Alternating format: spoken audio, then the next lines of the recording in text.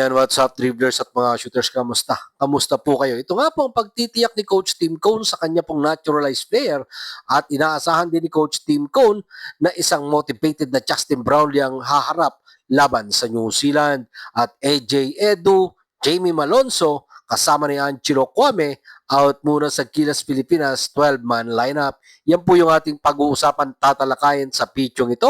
Matapos po akong maglambing sa inyo ng isang like, share, comment down below and don't forget to subscribe and hit that notification bell button para lagi po tayong updated sa ating pong mga video at lahat po ng ating shoutout nasa dulong bahagi lang po ng video ito. Isang motivated na Justin Brownlee ang aasahan ng Gilas Pilipinas sa ating pong naturalized player, lalo na nga pong matapos matalo ang kanyang Barangay Ginebra San Miguel sa Token Text Tropang Giga sa katatapos na PBA Governors Cup Finals. Sinabi nga po ni Gilas Pilipinas head coach, Coach Tim Cone, na kilala niya si Justin Brownlee para asahan ng isang impressive na performance dito nga po sa second window ng FIBA Asia Cup Qualifiers matapos nga po ang kanyang kupunan na Barangay Ginebra San Miguel ay tumapos lamang sa ikalawang pwesto sa 6 na laro. Narito po si Coach Tim Cone sa ulat ni Ruben Terrado ng Spin.ph. Sa tingin ko, makikita mo ang isa talagang motivated na Justin Brownlee coming into this New Zealand game. May mga nakapansin na malayo nga po si Justin Brownlee sa kanyang mga pangkaraniwang laro sa nakasanayan ng mga tao mula sa 3 beses na nananalo po itong best import.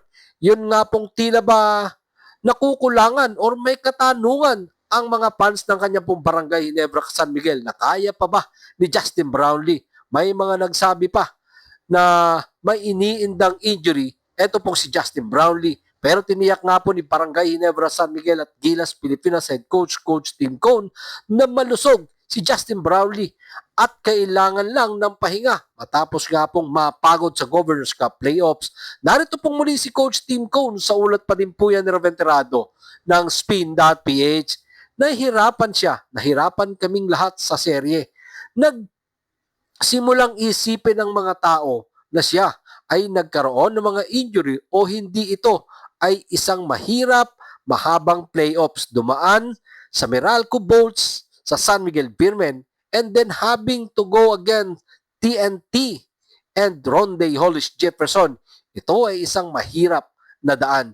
Sinabi nga po ni Coach Tim Cone sa ngayon ay may sapat na pahinga na si Justin Brownlee bago sumabak sa laban ng New Zealand mamayang 7:30 PM dyan sa loob ng Mall of Asia Arena. At sa Sunday naman, laban sa Hong Kong. Narito pong muli si Coach Tim Cone sa ulat pa din po yan ni Ruben Terrado ng Spin.ph. Nag-usap kami pagkatapos ng finals. Siya ay motivated. Kapag nakita mo si Justin Brownlee na nakapag-motivated, makikita natin siyang napaka-motivated sa nakaraan at kung ano ang kaya niyang gawin. Sa tingin ko, walang dapat ikatakot patungkol kay Justin. Handa na siya. He is ready to go. Sa tingin ko, siya ay maglalagay ng isang tunay na magandang performance for the country coming up. At inamin din nga po ni Coach Tim Cone na siya din mismo ay motivated dahil hindi nga daw po masaya ang kanyang pamamaraan ng pagko-coach laban sa Token Text sa nakaraang pong PBA Finals. Pero sa palagay niya ay mas mataas ang antas ng nais ni Justin Brownlee na makabangon kaysa sa kanya. Pero nagbigay nga po ng pabala si Coach Tim Cone na ang pagiging motivated ay kalahati lamang ng labanan dahil ang Gilas Pilipinas ay nasa isang mahirap na laban sa New Zealand na nasa number 22 ranking ng mundo sa mundo. Number 3 sa FIBA Asia Cup Zone. Narito pong muli ang huling bahagi ng pahayag ni Coach Tim Cone sa ulat pa din po yan ni Ruben Terrado ng Spin.ph. Bottom line ay sa tingin ko, si Justin ay magiging handa ng maglaro pero hindi ito nangangahulugan na maglalagay siya ng malalaking numero. That means he is going to be locked sa kung ano ang ginagawa namin.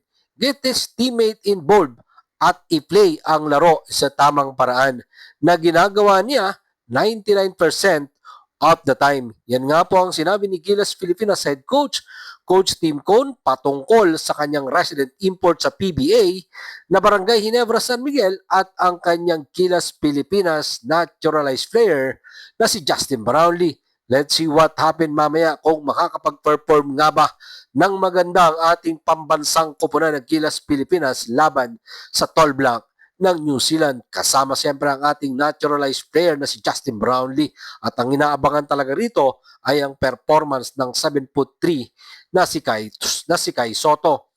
Tulad po ng ating naunang items, pangungunahan nga po ni Justin Brownlee ang Gilas Pilipinas at ang nagpabalik na si Scotty Thompson. Matapos nga pong hindi makasama si Scotty Thompson sa nakaraang pong OQT or Olympic Qualifying Tournament in Riga, Latvia.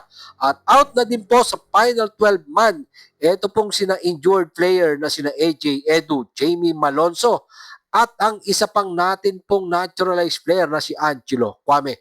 Narito po ang ating 12-man lineup na lalaban mamaya sa Tall Black sa New Zealand sa pangunguna po ng ating mga big man na si Kai Soto, Junmar Pajardo, Mason Amos, Chapet Aguilar, Carl Tamayo, Justin Brownlee, Kevin Kiambao, Dwight Ramos, Calvin Oftana, CJ Perez, Chris Newsom, at ang nagbabalik nga pong si Scotty Thompson sa pakikipagsagupaan nga po ng Gilas Pilipinas sa Tall Black ng New Zealand. Nais po nilang mapanatili ang kanilang malinis na kartada. Sa ngayon nga po ay magkatabla ang dalawang kupunan, etong New Zealand at ang ating pong Gilas Pilipinas sa 2-0 win-loss record. Isang panalo po ay maglalapit sa Gilas Pilipinas sa isang pwesto sa FIBA Asia Cup 2025 na gaganapin naman po yan sa Agosto dyan sa Jeddah, Saudi Arabia. At kailangang tapusin ang laban sa pamamagitan ng panalo at isa pang panalo sa Sunday sa Hong Kong. Diyan pa din po yan sa loob ng Mall of Asia Arena sa Pasay City. Kung matatalo ang Gilas Pilipinas sa New Zealand, pwede pa din nilang masungkit ang ticket kung matatalo nila ang Hong Kong sa November 24, Sunday, at kung matatalo naman ang New Zealand sa Chinese Taipei sa kanilang laban sa Monday. Kaya sana talaga malusutan ng Gilas Pilipinas ang New Zealand mamaya. Sana lahat ng scorer ng ating kupunan ay gumana. Sayang lang talaga at wala na naman sa ating lineup. Ito pong isang big man na si AJ Edu, tulad ng nangyari sa OQT or Olympic Qualifying Tournament. Kung nandun si AJ Edu, malaking bagay sana ito. At syempre si Jamie Malonzo, na alam naman natin na malaki ang may tutulong sa ating pambansang kupunan na Gilas Pilipinas. Sabay-sabay po nating saksihan ang kanilang game mamaya. 7:30 po yan ng gabi dyan sa Mall of Asia Arena. At ang lahat po ay pinagsusuot ng kulay blue na damit para ipakita ang inyong suporta sa ating pambansang kupunan na Gilas Pilipinas. Maraming salamat po sa inyong panunod. Ano naman po ang inyong maging opinion? Diyan po natin yan pag-usapan sa comment section. Ingat and God bless everyone. Adjourn. Pero bago po natin tapusin ang ating pong video katulad ng nakagawian, shoutout po kina